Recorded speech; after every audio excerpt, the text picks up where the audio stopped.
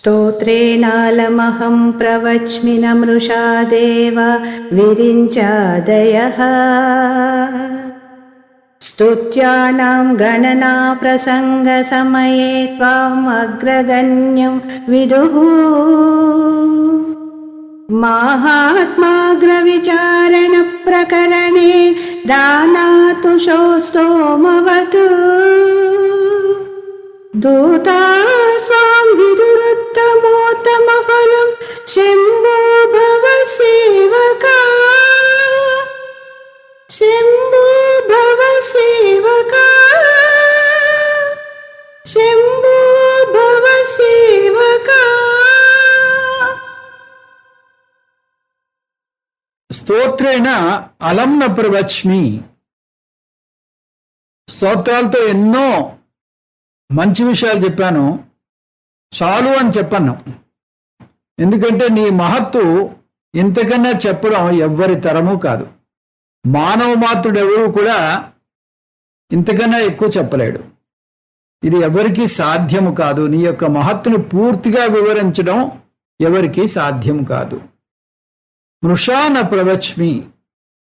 మృషాన ప్రవచ్మి అంటే నేను చెప్పిందంతా ముమ్మాటికి సత్యం. పూర్తి నమ్మకంతో ఇది పూర్తి సత్యము అని చెప్పి ఇది నేను చెప్తున్నాను. విరించాదయ దేవా త్వాం అగ్రగణ్యం విదుహు. విరించి అంటే బ్రహ్మ, విరించాదయ అంటే బ్రహ్మ మొదలైనటువంటి దేవతలు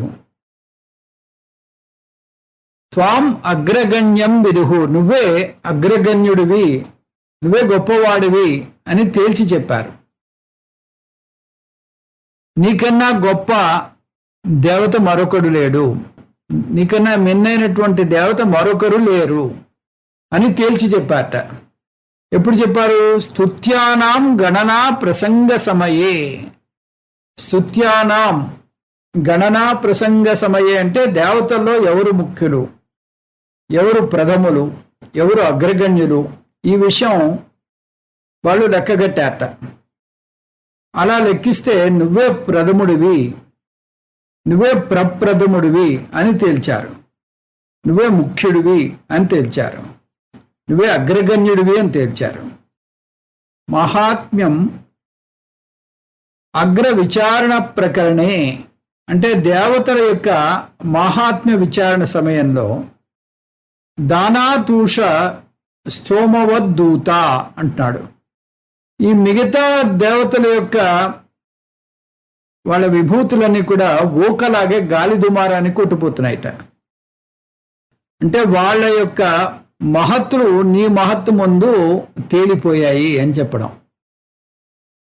త్వాం అగ్రగణ్యం విదుహు, నువ్వే దేవతల్లో అగ్రగణ్యుడివి. ఇంకా ఏం చెప్పారు?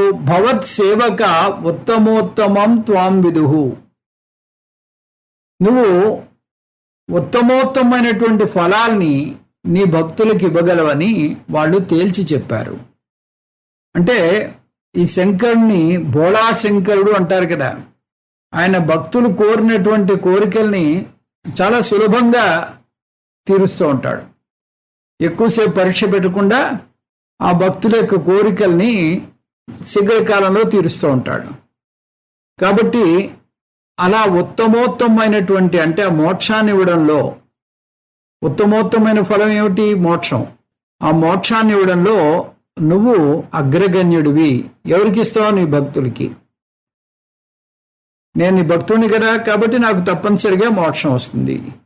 ఇది ఆ భక్తుడి యొక్క విన్నపం, ఆ భక్తుడి యొక్క ఆకాంక్ష.